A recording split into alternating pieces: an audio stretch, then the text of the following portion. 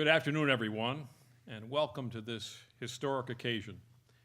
This is a great day for journalism and for the First Amendment, an important day for civil discourse and the free flow of ideas, a promising day for the future of our remarkable state, South Dakota.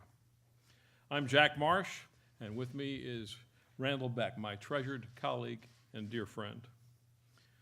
Nearly 3 years ago, with the encouragement of many people, the two of us began exploring the feasibility of starting a nonprofit venture to report the most important statewide stories of our time. Today, Randell and I are thrilled to see the realization of that dream. We are announcing the launch of South Dakota News Watch, an independent, nonpartisan, nonprofit news organization created for the public's benefit. For two lifelong journalists and retired media executives with a combined 82 years in this profession, this launch represents a high watermark in each of our careers. We are privileged to be co-chairs of the board, and we are honored to serve alongside our outstanding fellow directors, 9 volunteer directors in all. A vigilant, fair, and independent press is vital in a healthy and open society. Newswatch is an additional resource available for free to all South Dakotans who strive to be better informed and more engaged citizens. While South Dakota's newspapers and broadcasters continue to provide strong local coverage in communities from one end of the state to the other, there has been a significant decline in in-depth reporting on issues of broad statewide concern. We are not replacing or duplicating the good work of newspapers and broadcasters. We are partnering with existing news organizations to fill the gaps with valuable news content by delivering more and better journalism. Funded by individual donors, foundation grants, and media company contributions, South Dakota News Watch will regularly produce journalism available to everyone through our website, sdnewswatch.org, and through existing media outlets. We seek to inform, enlighten, and illuminate. Our mission statement, quote, South Dakota News Watch is an independent, nonprofit organization reporting untold stories that help South Dakotans to be informed and engaged citizens. South Dakota News Watch will produce investigative and public service journalism that sheds light on the people, communities, institutions, governments, issues, concerns, health, and general welfare of South Dakotans, end quote. Ladies and gentlemen, we seek your trust. Trust us to report events accurately, thoroughly, and fairly. Trust us to tackle without fear or favor complex issues of policy that influence daily life. Trust us to act honorably and with integrity. Trust us to call out greed, hypocrisy, and corruption wherever they hide. In this, our pilot year, we pledge 4 things: to uphold the highest principles of professional journalism, to admit our mistakes, to operate transparently and to expect the same of others, and to always listen. Thank you for joining us in this important cause, and I turn it now to Randell Beck. Well, Jack's right. The idea for South Dakota News Watch emerged from our joint belief in the power of sophisticated journalism to make a state a better place to live. But in our search for a solution nearly 3 years ago, we were inspired by what's happening across the country, by the rise of similar nonprofit efforts that are designed to fill that gap created by declining resources in many of America's newsrooms. Across the country, literally 150 organizations just like South Dakota News Watch have sprung up coast to coast over the past 5 to 8 years as a direct response to the financial pressures on established news media. We are experiencing right now an exciting time of innovation as American journalism undergoes a rapid and enormous transformation. We believe, Jack and I, along with the board, that the rapidly increasing number of such efforts and the way that readers are embracing them conveys two big lessons. First, they are revealing the extent to which in-depth journalism has taken in recent years a backseat to other very vital functions of the media. With fewer resources, many newsrooms have simply been unable to cover what they wanted to cover. The second lesson is equally important, however. We are convinced that readers, young and old, on farms and in small towns and big cities, representing a diversity of viewpoints and ideas, all share an interest in meaningful, long-form journalism that challenges institutions, provides context and understanding of complex issues, and even, on occasion, uncovers wrongdoing. South Dakota News Watch rests on the firm belief that fair, thorough, in-depth journalism that seeks the truth also unites us as citizens in informed civic debate that makes this a better place to live. In these challenging times, South Dakota News Watch embraces the idea, as Jack said, that the free flow of ideas truly strengthens our democracy. That fact lies at the heart of why South Dakota News Watch exists and why we're in this room at the Washington Pavilion today. Indeed, the times we are in require more skeptical reporting, not less.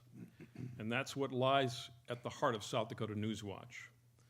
We are proud of the journalism published beginning today on the South Dakota News Watch website, and that you will see published this week through the state's newspapers and broadcasters.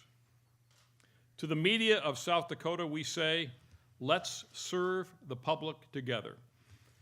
To the public, we say, let us join in the search for truth and in supporting coverage that makes South Dakota a stronger, better place to live for ourselves, our children, and our grandchildren. Randell, Beck, and I deeply appreciate your presence at this kickoff celebration. We are grateful for all the allies who have helped to create South Dakota News Watch. Thanks, Jack. South Dakota News Watch would not be a reality. We would not be here today without the contributions, the enormous contributions of our board of directors, and many are here today, and I'd like to point them out, thank them for their contributions. My good friend Jay Huizinga, General Manager of Kelloland Media Group, John Hunter, who's publisher and president of the Madison Daily Leader, Christine Hamilton, owner of Christensen Land and Cattle Company near Oakoma, Shannon Brinker, former publisher of the Rapid City Journal, Corey Myers, news director of Argus Leader Media, and two other board members, Bill Duhamel of Rapid City and Arnie Garson, could not be with us today. And now it's my great privilege and pleasure to introduce to you, to the media, and to our friends and supporters in this room, our news staff. Maricarrol Kueter, as many of you know, former executive editor of Argus Leader Media, is executive director and has been for the past year of South Dakota News Watch.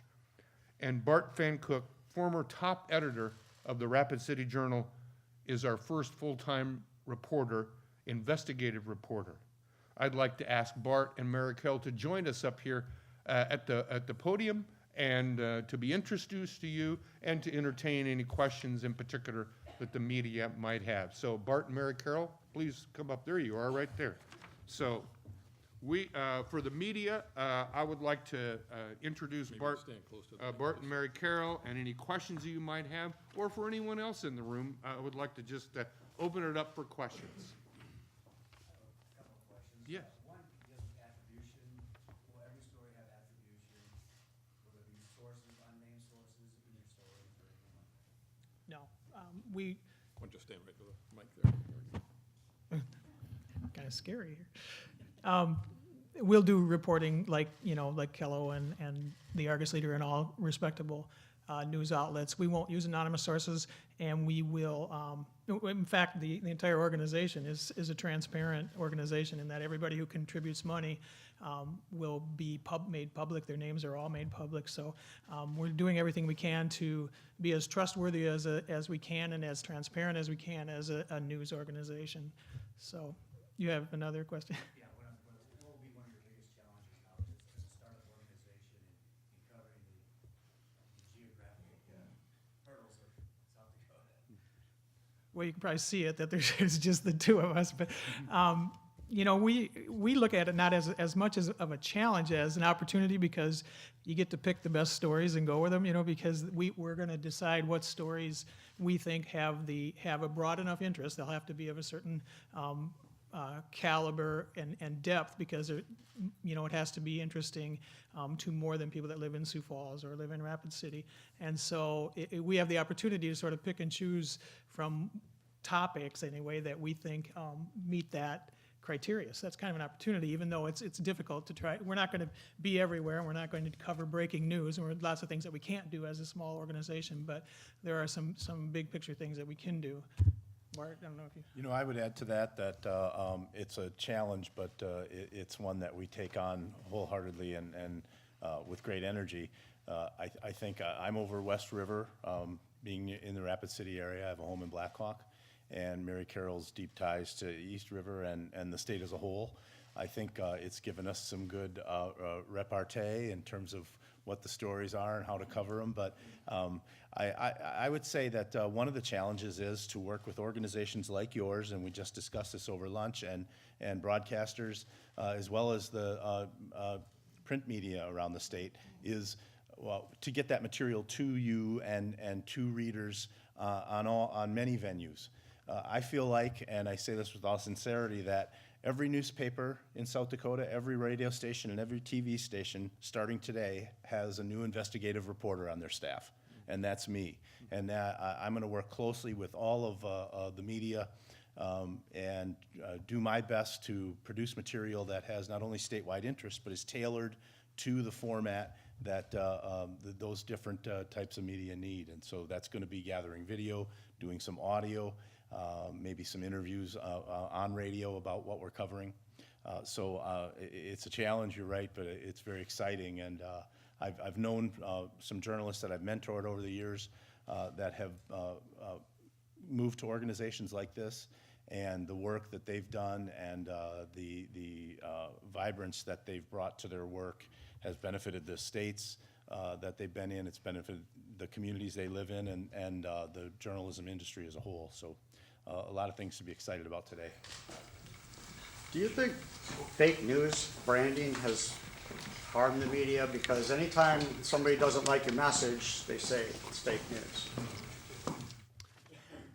I would say that it's a terrific question. I would say that nationally, absolutely. I would say that, here in South Dakota, we've not followed that trajectory. So I think South Dakotans have learned over the years we play by a different set of rules than they do across the country. So I don't think that that's an issue for us. I think what is an issue for us, and I think we can overcome it, is the polarized debate that exists everywhere across our country. And I think that we do have to cut through that. And I think all eyes will be on the journalism that we produce, that it is right down the middle, that it is fair, that it is in-depth, and shows all of the various sides of an issue. And that'll be the challenge that we take very seriously every week. But I guess I don't think here in South Dakota we hear that mantra. I don't think it's a part of the landscape for us, but we do realize how important it is for us to be right down the road, and we intend to be. Yes, specific and in-depth news coverage seems to be your forte. At what frequency will we be getting this information? Is it a weekly, is it a bi-weekly, is it as needed? Yep.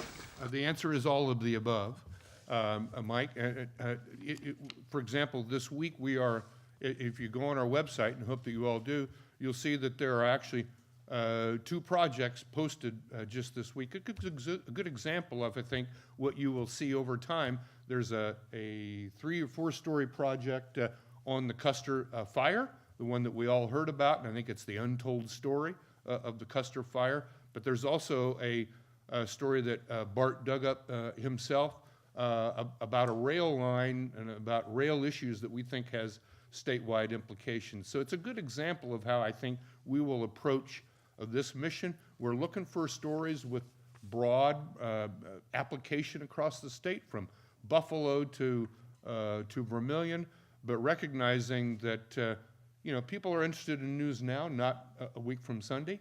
And so there will be, I think, a regular production of news that we think will meet the test that people are willing to apply. Mike, good question. Yes, sir. My name's Terry Liggins with a group called Conscious Youth Solutions. Yeah, Terry. What we do is we look for opportunities for the emerging population of diverse individuals here in Sioux Falls to grow professionally. So I see the numbers of the staff being small, but I also read about the internship opportunities that you plan to do with USD and Vermilion and USD and SVSU. And one, to connect some of our membership to opportunities to grow, to learn, especially being on the ground floor of a nonprofit organization. That'd be very exciting for many of the people we work with.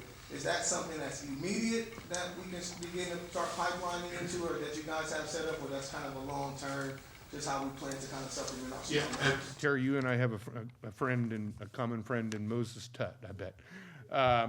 The answer is, I think probably this is, I think, having a diverse staff and having the viewpoint of representing all of South Dakota is a long-term interest of ours. I would say coming out of the gate, that's probably not something we're going to be able to tackle right out of the gate, but I think Jack and I would actually very much like to sit down with you and have that conversation, because that longer term would be something I think would be very interesting to us. Absolutely. Look forward to that, Terry. Yes, sir. I have 2 questions. Has long-form journalism been lost, and are you trying to bring it back in some degree in South Dakota? And secondly, how do you plan on using social media in the Twitter, Facebook, and all those other platforms as part of your News Watch? Well, I'm going to respond to the first question, and then actually let Maricarrol and Bart maybe address the social media aspect of it. I want to be careful in how I say this, because I think it was kind of like the question about fake news. Not every state has experienced the same sense of loss of journalism, and we're lucky here in South Dakota to have been blessed with strong community newspapers that continue to do an outstanding job. And I have to point out organizations like Kelloland, which with a broader imprint have continued to take very seriously their responsibility to produce journalism that touches all South Dakotans. That said, we believe sort of 2 things have happened. There is a rising interest, I think, in citizens' and need to delve into complex issues in our complicated world. We're recognizing that at the same time that we think that there has been a general decline in the production of that kind of journalism that meets that need. So we're not here to push aside or replace what local media are doing, but recognizing that gap that you mentioned, that in our complicated world, stories need to go deeper, farther, and better to capture all of the nuances, whether it's something on a trend in agriculture, or an issue like the Kueter fire, or environmental issues, or education, or you name it. We just believe there's a growing demand among readers of all ages and backgrounds for journalism like that, and we intend to produce that. I'd like Maricarrol and Bart to talk a bit about social media. Sure. It's our goal to get the coverage that we do to as many readers as possible, and a big chunk of that will be accomplished if we can encourage the media and the media partners in our organization to use what we produce. But there's also the other avenue. We will take every other avenue basically to get the stories out to readers, and social media is a big part of that. We'll obviously we have a Facebook and Twitter account, and we will be pushing our own content out as we produce it and get it ready for posting on our website. And then we also have the website always that. So we're going to try to drive traffic in every way that we can to our website, to the websites of the media partners, and anywhere that we can get our content out. We're looking for all the avenues. If that answers the question. There was another question. Yes, sir. Sioux Falls and Rapid City, what about Pier? And then in connection with that, is it any coincidence that you're starting this organization in an election year? No, I think it just took that long. That's Pier. I mean, we're in this day and age, you do not have to physically be in the city that you are covering. You need to be wherever your ability to do interviews and research is. Some of that will obviously be centered in Pier, and some of the stuff that Bart has already produced has both a legislative connection that he's working on in some of the stories and records, and there's lots of state officials and everything that run through Pier. So we will I think be known in Pier. Hopefully that'll be the goal, but we probably will not work out of Pier that much. You're actually able now to do a lot of government coverage from a small bedroom in Black Hawk, South Dakota, surprisingly. But I anticipate traveling to really meet people, and I think one of the things you'll see if you read the backstory on the Custer fire is I sat down with the folks who actually ran the operation and were up all night trying to protect the park, and so getting there and being with them, and then we drove around the park and toured the site. So that's the kind of reporting I've done throughout my career, and I anticipate being on the road a lot and really meeting people. And I can tell you the reaction from sources has been terrific. There's times where, whether it's a government source or a regular person, they feel like the interview's over, and I keep going on and asking them more and more questions and going deeper. And when it's over, they appreciate it. They really can tell that I've listened and I care, and I want to go deeper than just what I need for maybe a story I was going to write today. Like I've been in daily journalism for 25, almost 30 years. It's a going deeper, and people are, I think they're appreciating it, and I think you'll see it in the work. I hope so. I wanted to go back to one question that someone asked that alluded to our relationship with the news media in this state and the sort of the diminishing production of long-form journalism, and say this. When Jack and I began talking about this idea, literally coming up on 3 years, one of the people we first talked to was Jay Hoising, a general manager at Kellerland, and from the very beginning, he has embraced, championed, and supported that idea. That tells me a lot. He could have given us the brush off and said, we don't need you and you don't need us. But instead, he jumped on board and has been a champion of this idea from the very beginning. That tells me that he sees that civic responsibility that we all share as journalists to absolutely deliver that kind of journalism. So I think our partners, our supporters, Shannon from Rapid City, we've had John from Madison. That tells you a lot about where the media is in this state. They understand what's at play. They understand that trustworthy journalism is in more demand than ever, and they believe in this approach. Can you guys talk a little bit more about what prompted the initial planning 3 years ago? Randell, Beck, and I retired about the same time from our full-time careers in media and related fields. And we got together for coffee on a regular basis, and we said we were ready, not for another job, but to really be champions of the First Amendment and be champions of good journalism for the benefit of the people of this state, a state that is this is our adopted state. Randell, Beck, and I are not from here, but we are now here for the duration, and we want to invest in this state and in the state's future.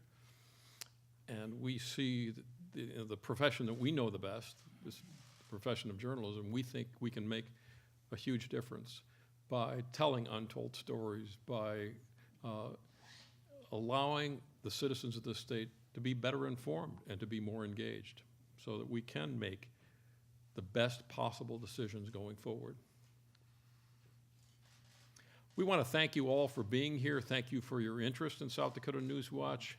We encourage you to check us out on our website, sdnewswatch.org, or you can follow us on Twitter or Facebook or on LinkedIn. And we expect that many, if not most of our stories are also going to be appearing in print, on the air, and on television.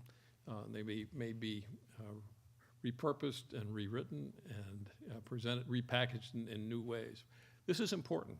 This is important for our state. Randell talked about how divided we are as a nation. We can't here in South Dakota fix what's going on nationwide. We can make a heck of a difference right here in South Dakota. We are a nimble state. We are a state of 800,000 people who truly care and who can come together and seek resolution and find a better path forward for our state. And that's what South Dakota News Watch is all about. Thank you so much for being here.